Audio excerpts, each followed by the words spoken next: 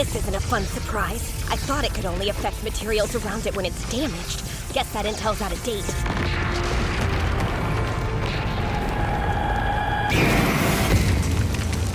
Wow.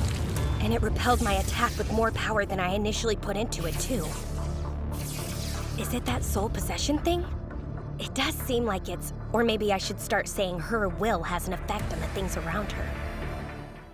Hello everybody, MakersArtX here, back at it again to give you another very exciting video. And for today I'm going to be reviewing a certain scientific Railgun T episode 23 called Possession. And if you haven't already done so, you can go ahead and click that card in the corner and check out my episode 22 review. If you happen to miss it, need a recap, do what you got to do before you go ahead and watch this episode 23 review. And man, I gotta say, gosh, this doppelganger though, what the freak, this thing is like an absolute freak of nature. And honestly, the whole thought and concept of part of her body gets destroyed. There's somehow a soul within her because of the fact that, our original girl managed to split her body, half human, half, robot within both the two separate bodies. And now, this robot now happens to have a soul within her or whatever though. And the matter of fact that she's able to control inanimate objects the second that her vessel got partially damaged is crazy in itself, and it honestly makes you think, if all of herself gets destroyed, wouldn't she technically be impossible to stop? I don't know. There's an enormous challenge for none other than our Railgun to be able to, take all of this in our own hands and be able to actually put a stop to this doppelganger though. So I'm very curious to see how this all plays out though. And honestly, as we're going from this episode to what will be episodes 24 and 25, oh man, we're in for one big one though. But man, that's just my raw thoughts though. But her interactions with Scavenger as well though, gosh, I honestly didn't expect those two to actually work together. I honestly thought they were gonna happen to fight against each other though, but oh goodness, well, there's quite a bit of stuff I got to talk about with this episode, so let's go ahead and get up into it though. So without any further ado, let's go ahead and dive straight up into this episode review of a certain scientific Railgun T.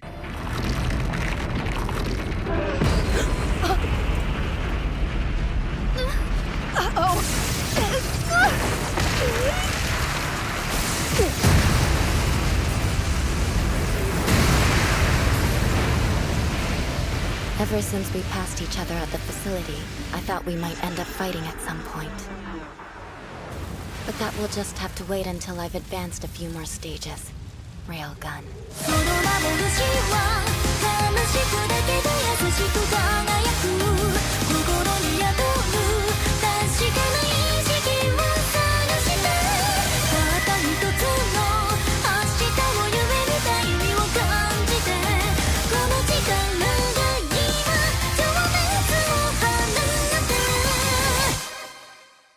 When the Scavengers first appeared in a certain scientific accelerator, I commented that they seemed to be a wannabe dark side team.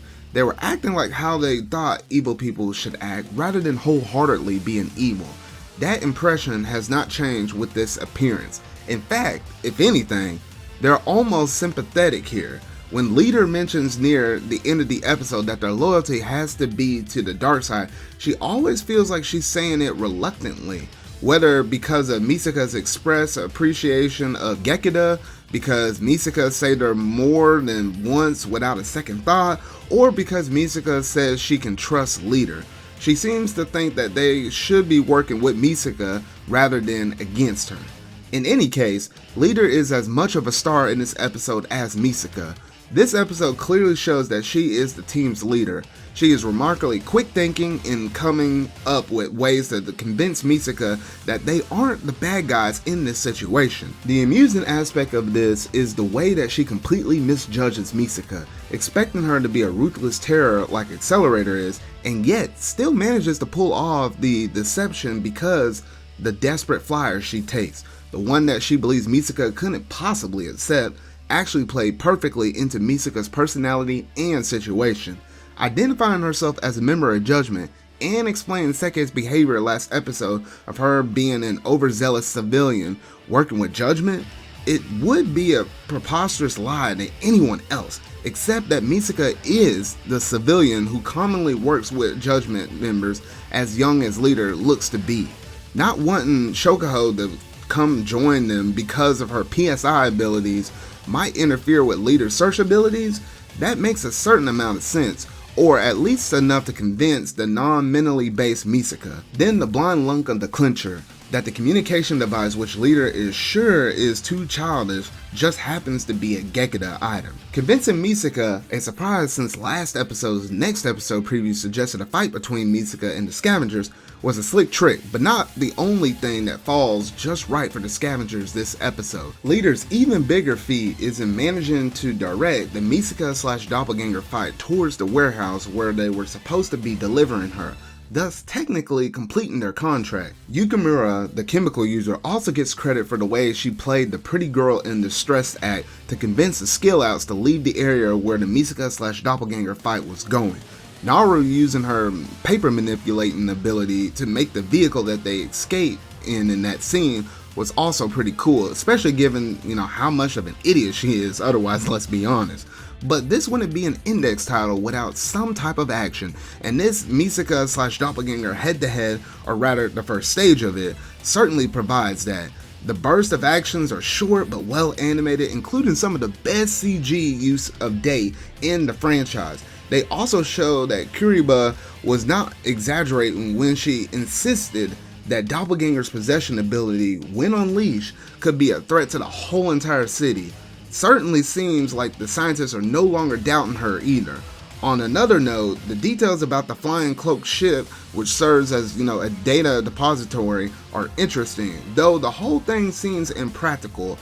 That also feels like a teaser for future story content, given that, there's only a couple of episodes remain though, but maybe it could be also something, maybe they can just shove it in just a little bit within this arc, or it could be something set up for a whole new arc, later on beyond this one, but we'll have to see about that. So given all that is shown in this next episode preview, I'm curious to see how this series is going to resolve all of this with the limited time left, since there's only 2 episodes left, being 23 and 24 for Railgun T. And that is all I have to say about this episode review for this week's episode, but man, oh man, things are about to go down. But before things go down, within this episode, I honestly didn't expect Misaka to actually believe Scavenger, the members of Scavenger like that, with Leader, and how much, faith and trust that she put up in her, despite the fact that we all know that Scavenger works for the dark side with multiple different things though. So it was kind of interesting to see that team up, and we got to see this multiple times, both with Misaka and Satan teaming up with Mugino's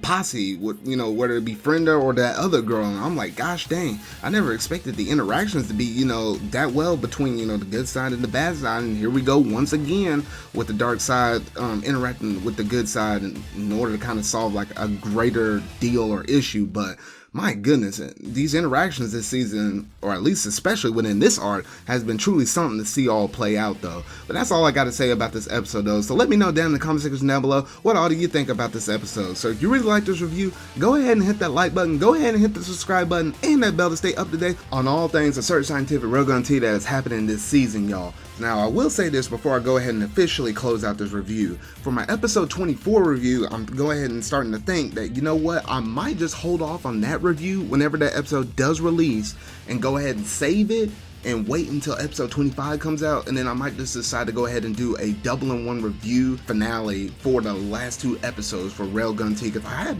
for the most part with most of my other previous anime reviews, when it comes down to, the tail end of the series, I usually, for the most part, except for the exception with Dr. Stone, I usually do a double-in-one review to kind of end off the series though, so I might go with that approach. So if you don't happen to see an episode 24 review several days after, episode 24 comes out, I might be saving it for that, so just giving y'all heads up, y'all. So remember, y'all, until whatever video I make next, see y'all.